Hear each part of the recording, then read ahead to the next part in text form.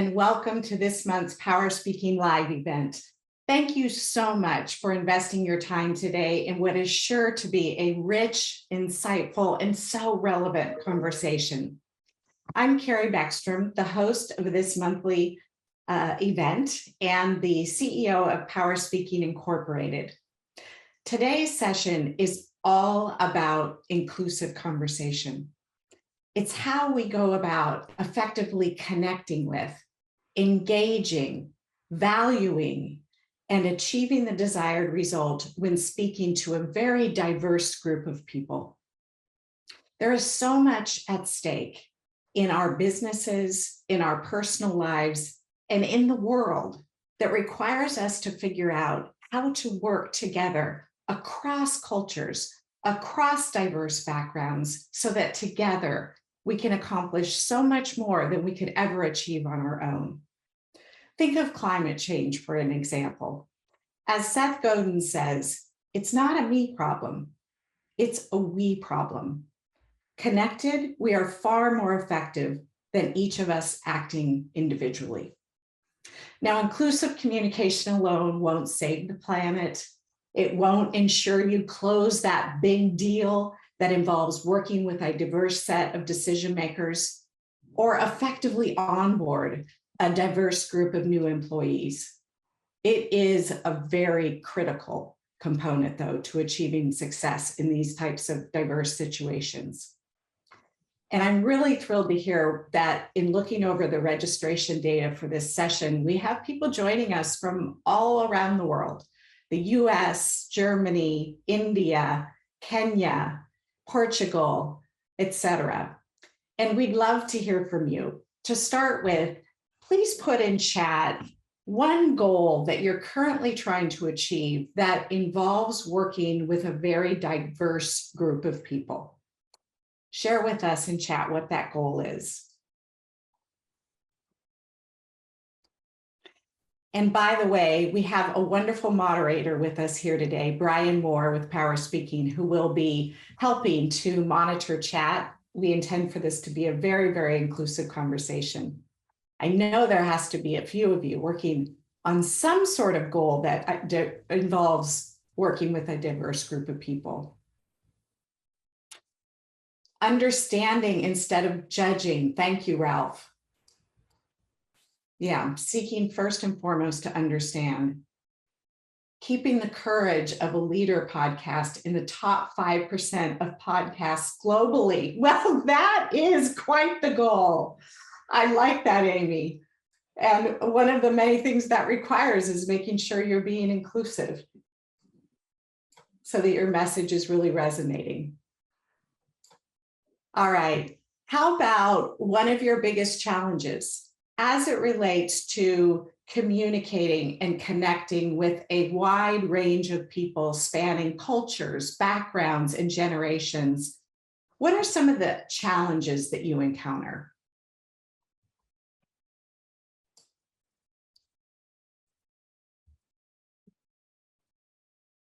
Mary says, working internationally and having a sense of respect. I think that's the goal, right, Mary? Okay, challenge, taking my own behavior as global standard. Yeah, thank you, Ralph. Well, I encourage you as we get into this conversation to please share your challenges, share your questions, because we want for this to be as interactive as possible. And we just heard from Rachel, as a writer, checking my own idioms and sayings, which may not be understandable to everyone. Excellent point. Excellent point. Siobhan, continuing with DEI initiatives within a global company involving training, creating safe spaces and communication. Terrific, wonderful. So this is providing us really great fodder for the conversation that we're going to be having with our expert panelists that I am eager to introduce. Joining us today, we have Rajini Shellender here in the Silicon Valley. Rajini is a transformational leader, a people-oriented and results-driven leader who has experience working around the globe in the US, in Europe, and in Asia. Rajini is currently the Vice President of Sales for Tech Mahindi, that is a leading technology company specializing in digital transformation, consulting, and business engineering. Rajini is also a firm proponent of diversity and equity in all walks of life and speaks regularly to high schoolers and college students on the impact of diversity in the workplace. Rajini is also an avid hiker, and her most recent conquest was climbing Mount Whitney. Also joining us today, we have Elizabeth Bachmann, all the way from the Austrian Alps, which I envy and would love to come join you there personally someday. Easily done. I'll take you up on that. One of the things I found so intriguing about Elizabeth when I was first getting to know her is that she spends part of her time living in her home in Portland, Oregon, and the other part in the Austrian Alps. She also speaks 5 languages fluently. Elizabeth is a sought-after speaker and strategist in Silicon Valley and nationally and internationally, and is the host of an award-winning international podcast, Speakers Who Get Results. So to start us off, I think it would be really helpful to our audience if you could share just a little bit more about your background, especially as it relates to this topic of inclusive cross-cultural communication. Rajini, how about if you kick us off? Sure. Thank you, Carrie, and thank you so much for having me on this forum. Communication is so important because from the time we wake up to the time we go to bed, we are constantly communicating with the world around us. And learning the tips and techniques for effective communication can really make this world a much better place. So thank you again for having me here. To add to the generous introduction that you gave me, a couple of facts about me. I am an Army officer's daughter, so I traveled all over India growing up. Never spent more than 2.5 to 3 years in one place, which basically meant that every 2.5, 3 years, I moved to a new state. And if you're familiar with India, every state has its own language, its own culture, its own traditions, its own festivals. And so I had the huge benefit of cultural immersion from a very early age. Yeah. New friends, new schools, new languages. I speak 6 languages, and I'm constantly learning. I'm learning Sanskrit as we speak. As you mentioned, I have lived and worked across 3 continents, Asia, Europe, and North America. I manage a globally distributed team here at Tech Mahindra. I have people here in the US, California, Pacific Northwest, Texas, which some might argue is its own country, the Netherlands, UK, Middle East, India, Singapore. So I have a team that's really distributed across the globe. And to top it all, I have 2 wonderful kids who are both millennials. So that's another culture in itself. So I have a lot of experience with working with and interacting with diverse cultures, both professionally and personally. Clearly, vast experience. And I have to say, when you were sharing your origins as working for a daughter of an Army officer, I saw your picture on Facebook of you as a young child sitting in the Jeep. Very dear. Thank you. All right. How about you, Elizabeth? Well, I'm an executive coach through the lens of presentation skills. So I teach people how to show up and how to present themselves. And because speaking in public is one of the best ways to become visible and valued, that's really what I do. And I learned this in 30 years as an international opera director, where I traveled around the world. But most of the time, when you're at an international level, you've got people from many countries. And on day one, you sit down and you say, you vote on what your common language is going to be. So are we going to speak English, Italian, or German? Those are the 3 main ones. and then you decide, which means that most of the time people are working in their second or third language. And that taught me a great deal. And I now, because I work so much in tech, I lived in San Francisco for 35 years. So I did a lot of work in Silicon Valley, and it's such an international place that a lot of what I do are the techniques of speaking when you're speaking to an international audience, whether English is your first language or your second or third or fourth, maybe for Rajani, but how do you cope for the fact that the people around you might not understand what you have to say? Mm-hmm. So I'm really about the techniques of presenting yourself so that people can understand you. And Rajani is the one who's working with people who are mostly in their own situations. Good. So thank you. Clearly, we have deep expertise represented here with our two panelists. So those in the audience, I encourage you to take advantage of these experts at your disposal and feel free to put your questions and thoughts in chat. So to kick us off, Rajani, share with us, in your experience, what is one of the most common mistakes people make when presenting to a group of cross-culturally people or cross-culture sections? Sure, absolutely. So Carrie, human beings are complex creatures, right? What you see is not always what you get. But unfortunately, people tend to forget this and fall into the trap of judging a book by its cover. Take me, for example, right? When you see me, you see an Indian woman. I don't have an American accent. I wear a dot, a bindi on my forehead. So your brain starts sending a message. Rajani must be a non-native English speaker. So speak slow, use simple language, avoid using American pop references, right? Maybe not your brain specifically, Carrie, because you're evolved, but generally speaking, right? I mean, that would be the general feeling. But here's the thing. I grew up thinking in English. So English is my first language. I might not speak the same accent that, Americans here might be used to, but I think in English. I've lived in the United States for more than half my life. Like I said, I have 2 millennials in my family.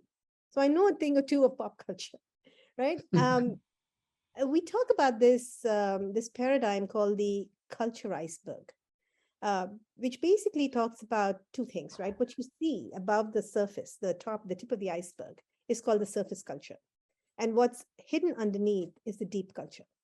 And when people look at you, they only see that surface culture, the color of your skin, the accent, the mannerisms, and they make certain impressions. They stereotype you. Mm-hmm. And they talk to you, they behave with you, they interact with you based on that stereotype. And I think that is one of the most common mistakes that people make when presenting cross-culturally, right? It's extremely important for us to really understand the audience, take the time and understand our audience, understand some aspects of the deep culture, mm-hmm. understand what really matters to them, find a common ground that will allow them to connect, and mm-hmm. then, act on that.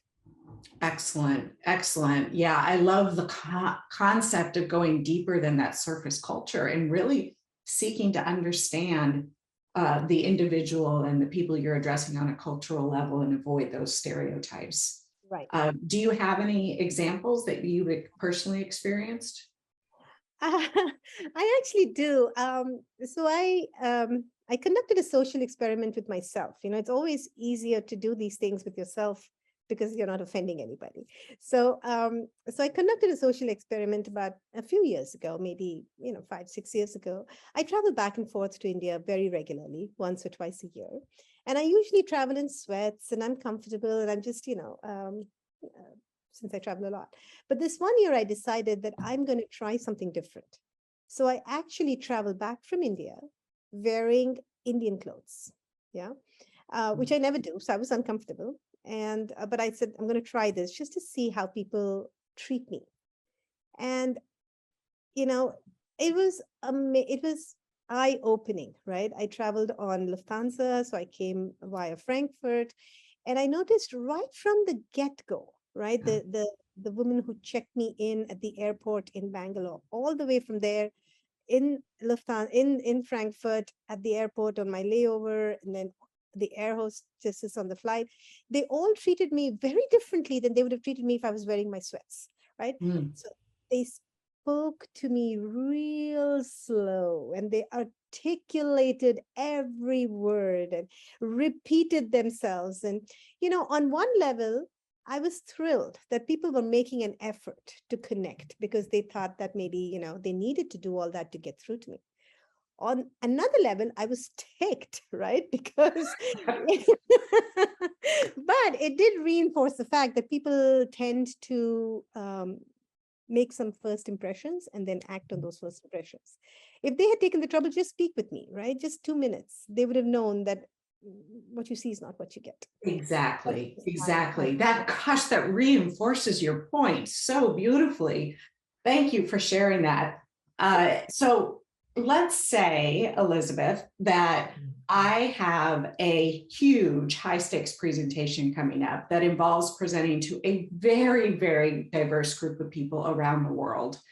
I want to ensure that I'm avoiding stereotyping, like Regina describes. I want to be effective at making everyone feel valued and included. And I want to be confident that my message is going to resonate with this very, very diverse group of people. So you're my coach. I've hired you to be my coach. What are the top tips that you're going to share with me to help ensure I'm successful? Yeah, well, first of all, Ranjani's she's been talking a lot about the one-on-one communication. And if you're speaking to a large group, you don't know where they're from. And I always think of it as using strategic empathy. So you put yourself in their shoes. First of all, you want to find out what it is that they want. Why are they curious? Why did they show up? And then make sure that you are avoiding local idioms, local phrases or pictures that will make sense. Please do not share TV shows. Please don't talk about baseball if you're a sports person. And so you want to use metaphors. You still want to use stories and metaphors, but use ones that more or less everyone will understand. Food is usually a fairly good bet. Pretty much every culture knows what pizza is, for instance. You can use that pizza is a very useful metaphor.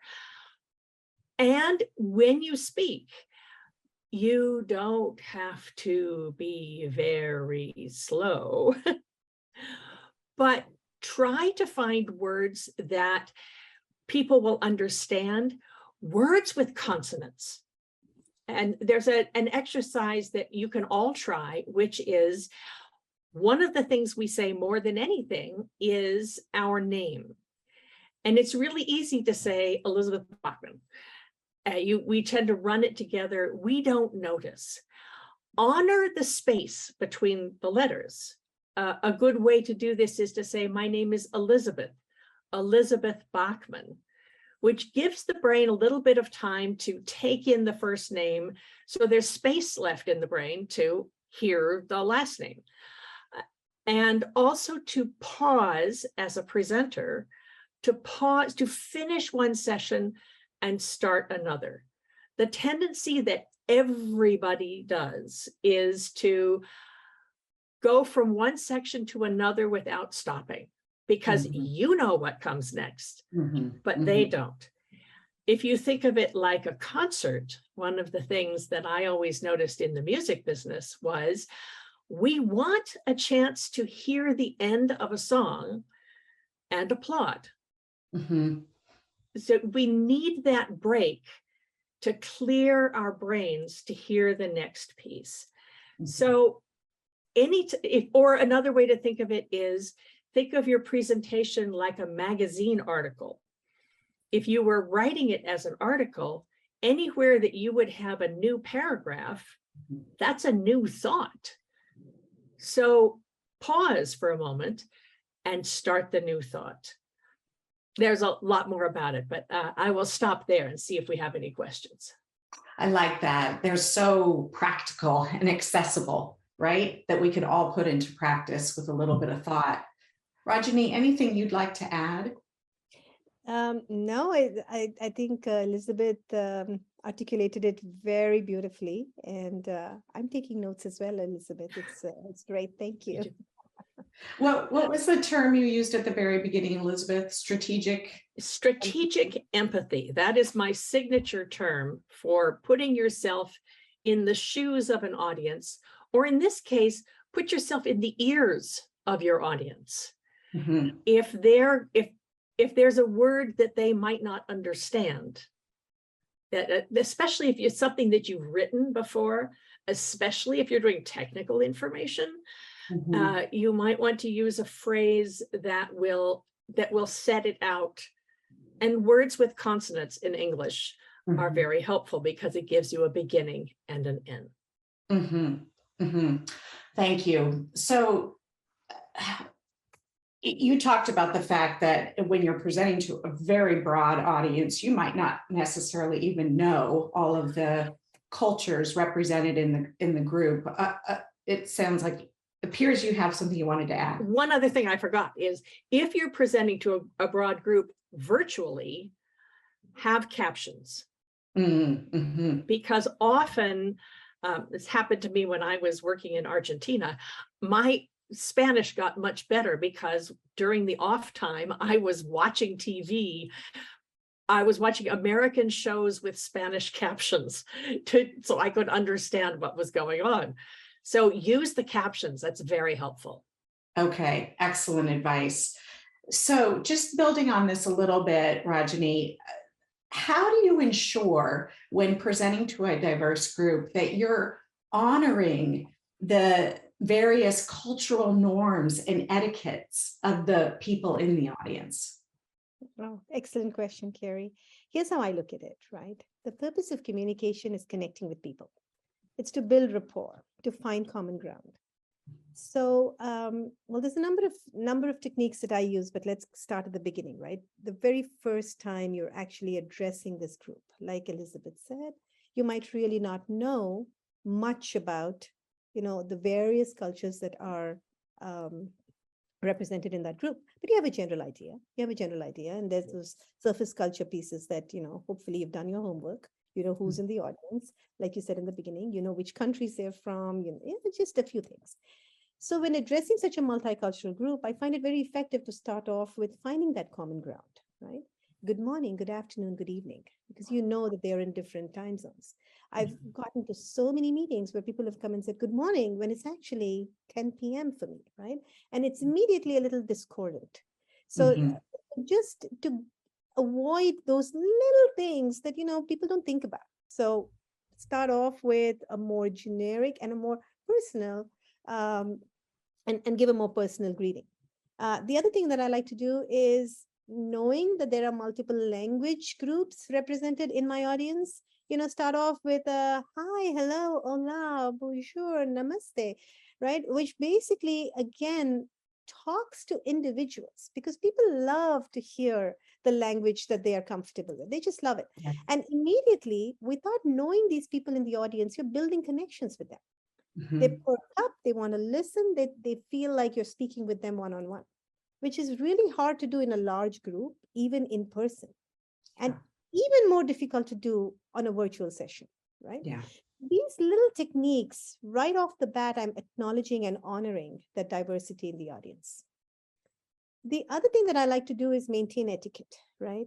I think it is better to err on the side of formality rather than they're too casual, because you could potentially offend people by being a bit too casual.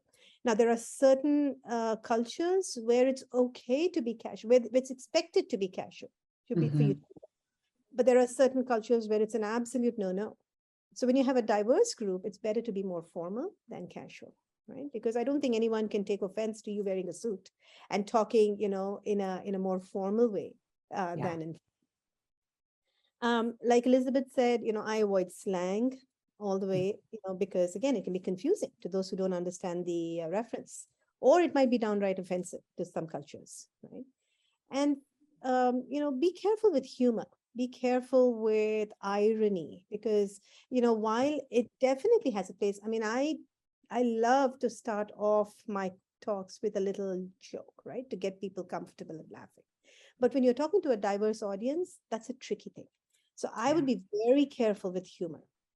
Because think about it like this, it's unlikely that you will joke in the same way with your boss as you would with your family and friends, right? So just knowing that there are different circumstances involved, and therefore, you don't know what's appropriate and what's not, so stay away. Those would be some of the tips that I would use to honor cultural etiquette and norms.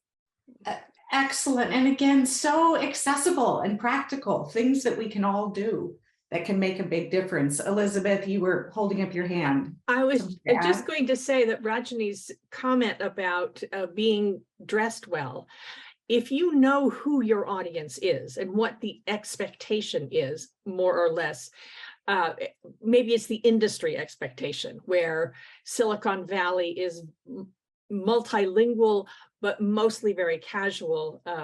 I live in the Tyrol of Austria, where it's very casual and everyone's wearing sporting clothes. But if I'm speaking in Vienna, I'm going to be formal. There's a rule of thumb that often works, which is you should be dressed in the same style as your audience, but one notch better if you're the presenter. Mm-hmm. And that's an easy way to understand. I would not wear a three-piece suit in Australia, for instance. Yeah. Excellent. Excellent. If I can add to that, I have a funny story actually to share. So in my role at work, this is a few years ago now. Like you said, Elizabeth, everybody wears jeans and sweatshirts here in the Valley. But a few years ago, it was a little different, right? People were still wearing suits, and I owned a whole wardrobe of suits, and I don't have that many today. But anyway, so I was working, I was used to working with the Fortune 50 companies. Big blue, there's a lot of where people wore white button-down shirts and pinstripes and all of that. And so I was very used to wearing suits to work. I got invited to a meeting with a unicorn that since went public and is in the rideshare and the eats business. Define unicorn for us, please. You didn't go to the stable. No. It's a startup with $1 billion valuation. So it's, so I got invited by this young startup who since gone public. And I went in the clothes that I was used to wearing to meetings, right? I went in my suit and my high heels, and I go to this meeting, and it was a 2-day workshop in Colombia. And I actually went there, and my bag was filled with suits and high heels, and I show up and everybody's wearing jeans and ripped jeans and, t-shirts, and I'm sticking out like your thumb, right? I mean, to Elizabeth, to your point about being dressed one notch better than the folks there, I should have been in jeans that were not ripped, right? Yes, exactly. But I was in my suits. I actually had to go shopping.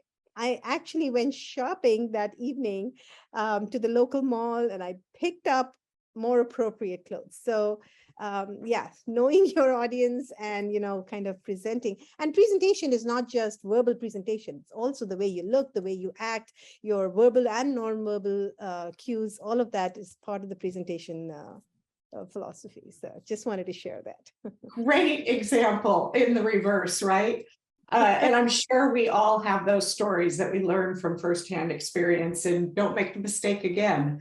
Yeah. I want to come back to something you said, because it reminded me of a moment that has still stuck with me, and that's doing something as simple as greeting your audience in multiple languages, and how much people appreciate being addressed in their native language.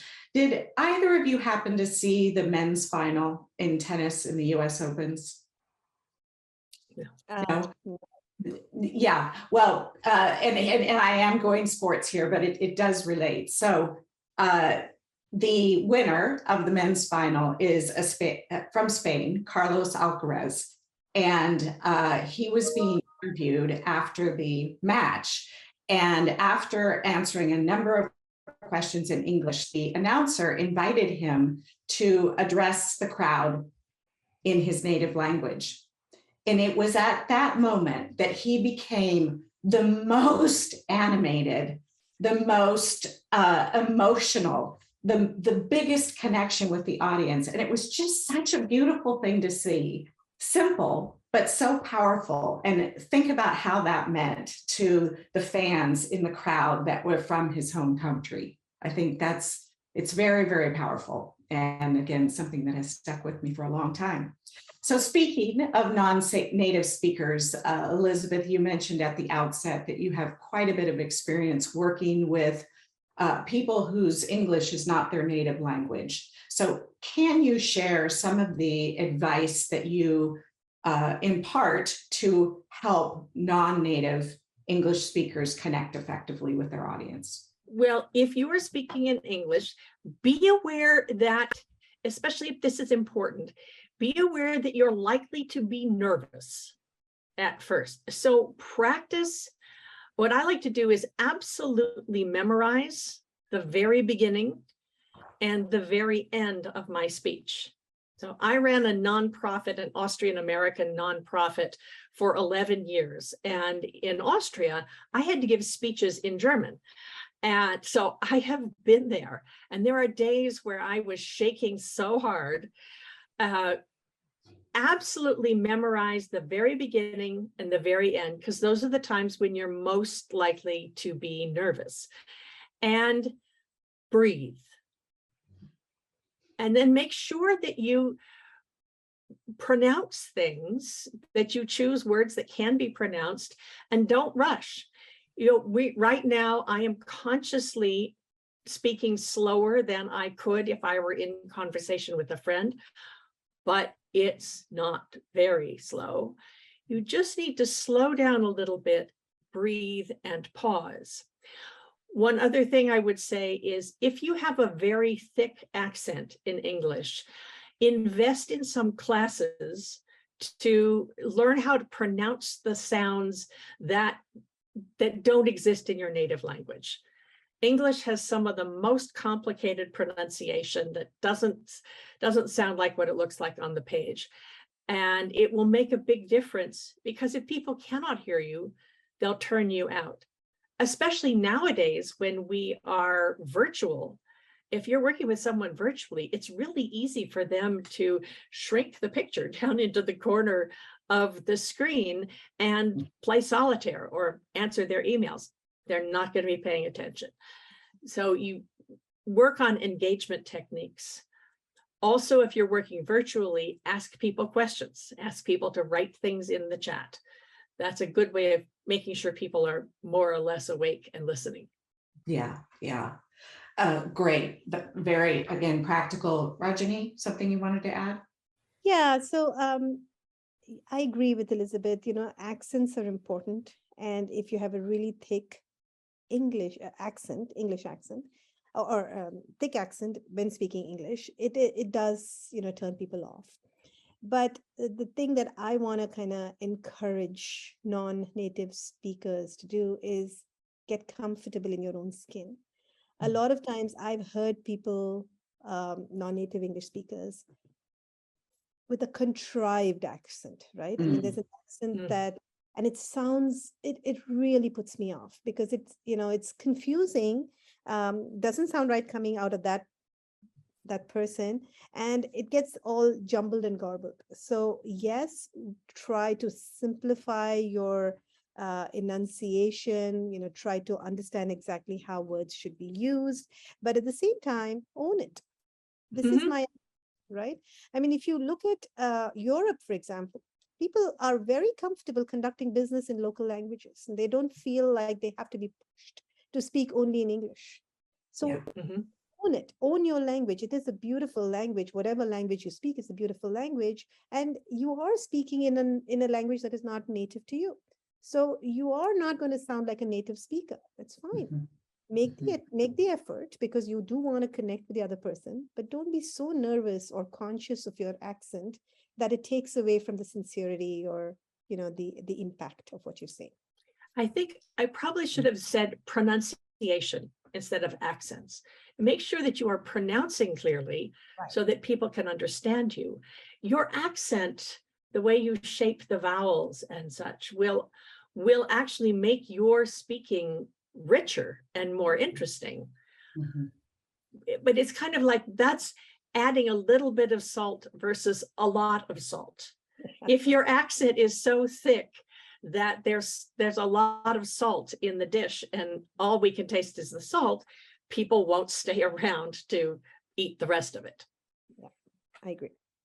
Yeah, excellent. Thanks for that clarification. I think that's very important. It's about working on pronunciation so you're understood while owning Yes. your identity and your accent. It's a beautiful part of who you are. And we all know that a critical component to effective communication is authenticity. And part of that is owning your identity. Yep. You touched on, Elizabeth, engagement. I'd like to elaborate on that, because obviously for communication to be effective, it has to be not only inclusive, but interactive. And you have to be effective at engaging and inviting your audience to participate. Could you, Rajini, share some techniques, and let's talk about it both from an in-person perspective as well as if you're just engaging virtually with an audience. Sure, absolutely. Happy to. So one of the first things I'd like to talk about is storytelling, right? Storytelling is a very effective engagement technique when talking to a diverse group of people. A good story makes us think, it makes us feel, right? And it speaks to us in a way that numbers, data, presentation slides simply cannot.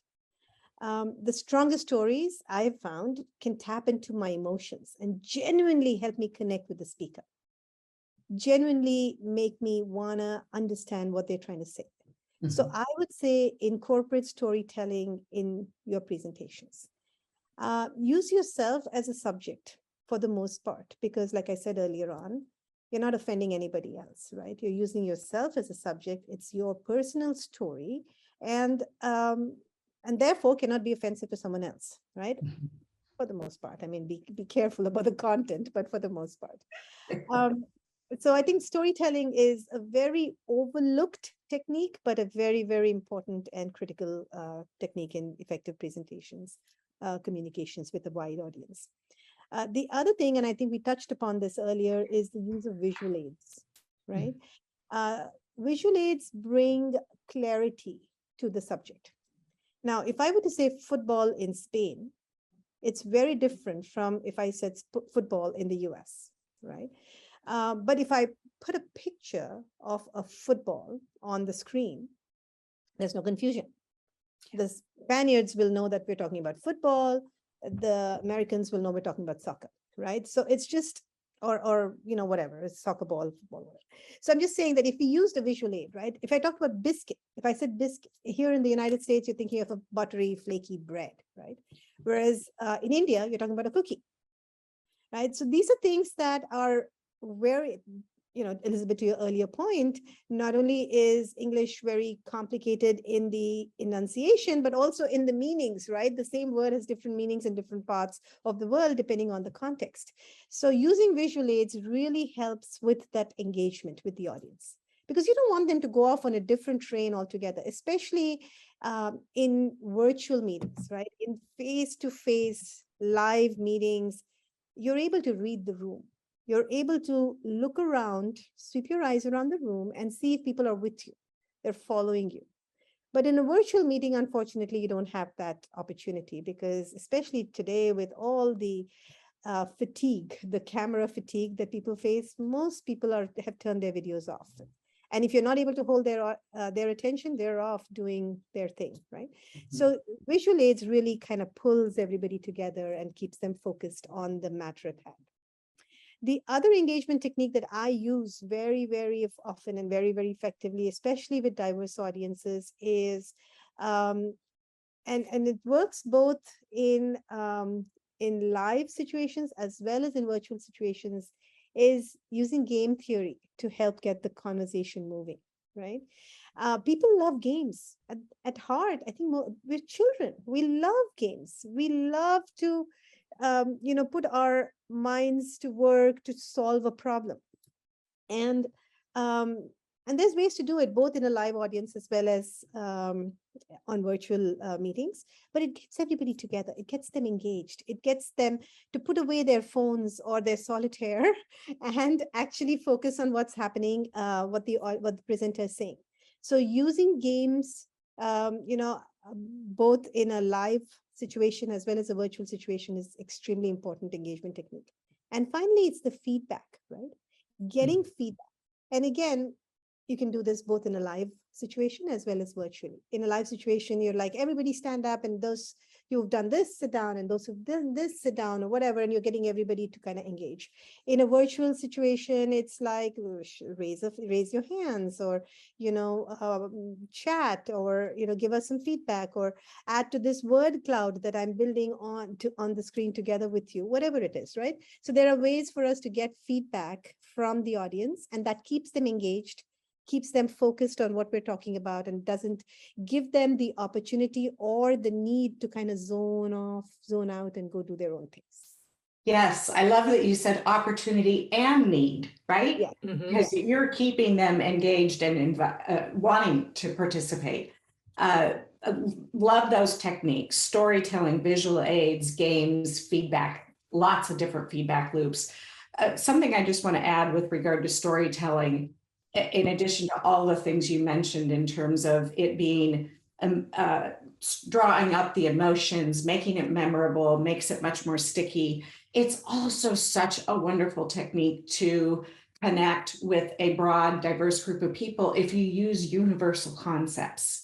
That everyone, regardless of where they live in the world, regardless of their background, can relate to. We can all relate to a story about love, about joy, about fear, about challenge. So those universal themes within stories are incredibly powerful to connect across different. And here's another tip for you. I work a lot with scientists and experts, also legal experts I work with.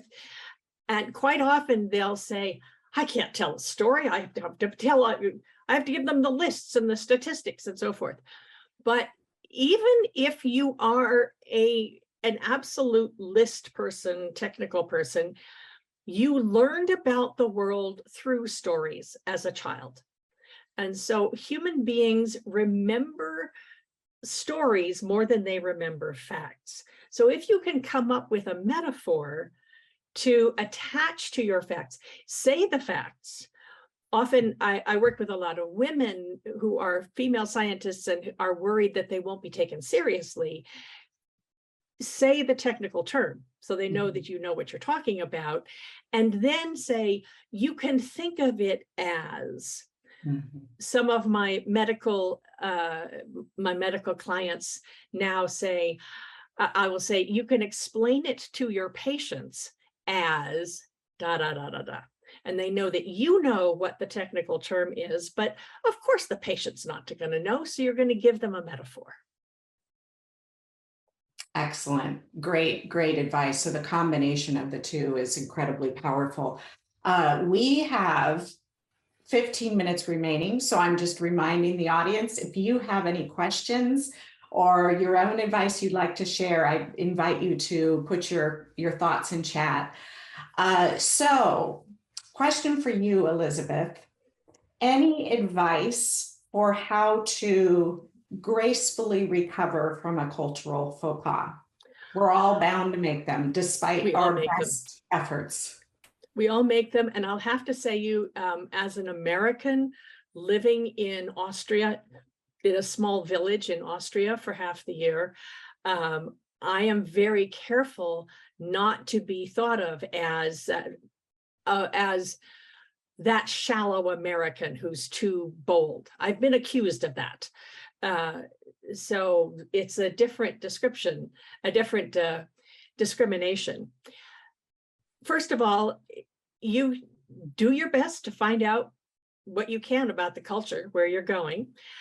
Second of all, ask for an ally.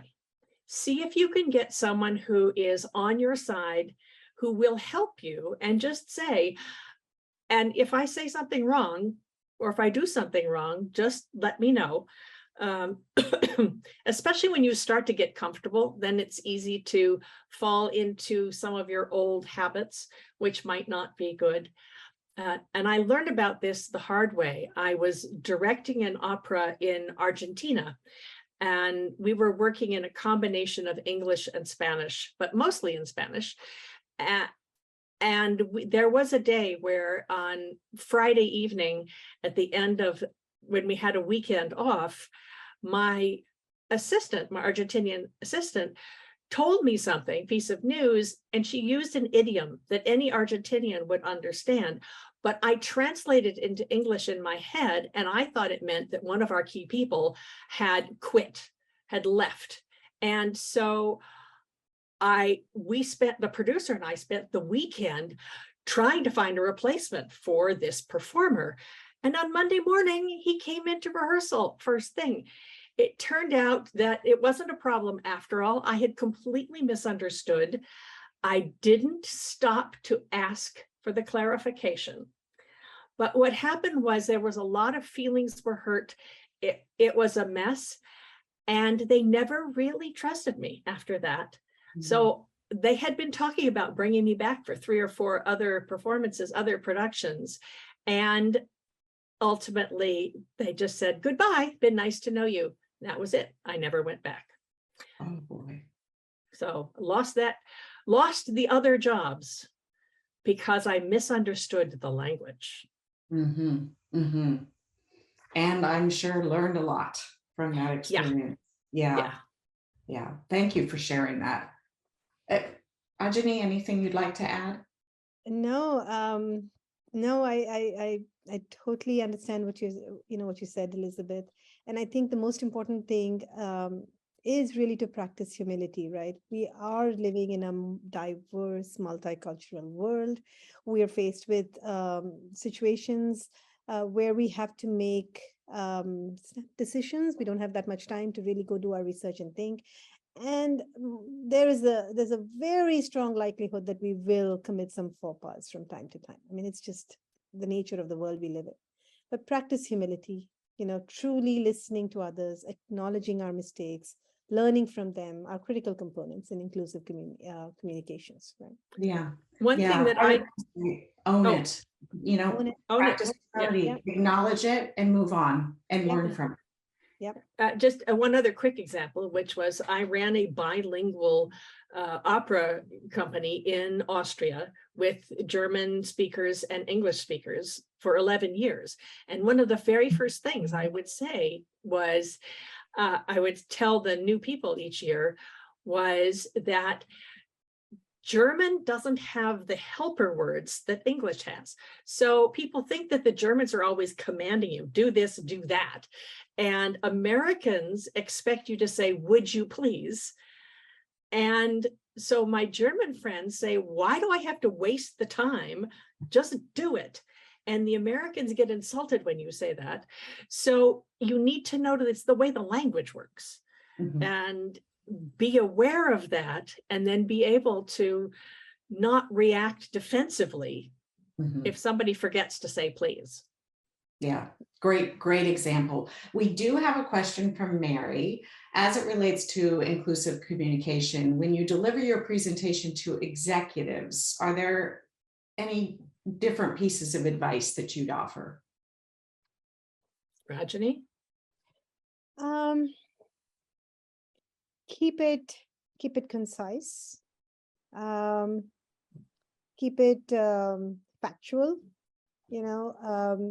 Provide context. I think these are just universal facts with working with leadership. I see a lot of people actually getting into meetings with executives and then getting into the weeds, right? Really explaining every single little thing, and execs don't really have the time or the patience for that. They want to see the big picture. They want to see the dashboard. So making sure that we keep it on point, keep it high level, and the other thing is also, and I see that a lot, again, cultures, right, are different. There's this whole concept of courageous communication, which is very, very important. There are some cultures that will call a spade, and there are some cultures that are really scared to convey negative news, though it is critical for the project or the program. So my advice is practice courageous communication, right? Call out the negatives upfront. Don't wait thinking that you might be able to solve it and then it's too late. Especially when you're communicating with execs, I think it's very important to call out the positives and the negatives upfront. And finally, I think it's, again, culturally, some cultures are very comfortable and beating their chests and say, I did this and I did that. And some are really uncomfortable, right? They expect somebody else. Find the balance to be able to, again, focus on the facts, talk about what's done, because you are your best advocate. And I think it's very important for us to be able to stand up for ourselves and talk about what we've done without sounding arrogant. So I don't know if that answered the question, but those are mine. It's sort of a tightrope. Yeah. I'm sorry, Elizabeth. No, I would just say you're walking a tightrope, and it goes back to strategic empathy, which is, you know who you're speaking to. And if they're expecting you to say a certain amount and you don't say it, then they will make assumptions about you. So knowing who you speak to. And Mary, this is to answer your question. The good thing about presenting to executives, most of the time you know who's in the room. So you can adjust what you say to a communication style and an expectation of the people in the room. It might be 5 different cultures, but Sure. there will be a sort of a common expectation. Yeah. Thank you so much. And I see Ralph responding to a point you made earlier, Elizabeth. Sugarcoating is a skill that Germans are not born with. We need to learn it, often the hard way. Thank you for that acknowledgement, Ralph. I can't believe this, and I'm disappointed that we're almost out of time, because I personally am learning a lot and would love to go on forever. However, in consideration for you and our audience, let's wrap up with a final piece of parting advice you'd like to leave with your audience. Elizabeth, would you like to lead us off? Make it about them. That's rule number 1. Who's listening? What do they need? What sort of communication style do they have? And then address them in a way that they can take it in. They're not going to adapt to you.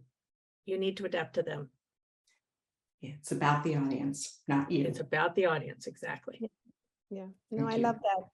I love that. It's, in communication, the onus of getting the message through is on the speaker, not necessarily on the audience. So I agree with that. The thing that I feel is extremely important is also to be self-aware, to practice active listening, to watch for nonverbal cues, to get feedback. More introspection will lead to better communication. So well said. And the ability to adjust on the spot based on the clues that you're getting, right? Yep. Oh gosh, this was so incredibly valuable. Thank you both. And thank you for the very engaged, interactive audience. Just a few things I'd like to share in parting. We talked about the value of storytelling. We actually have a public workshop on storytelling on Monday, and there are still some seats available. So if any of you are interested in that, I see our wonderful producer has dropped the link into chat. And also, I encourage you to join us for next month's Power Speaking Live event. We're going to be talking about the critical importance of communication at the C-suite and what it takes to do that effectively. So thank you all, and enjoy the rest of your evening, afternoon, morning, whatever the case might be. And again, a special thanks to our panelists. This was very, very, very helpful. And again, such practical, tangible advice we can all take in. Thank you, Carrie. It was a pleasure. Thank you. Thank you for having us.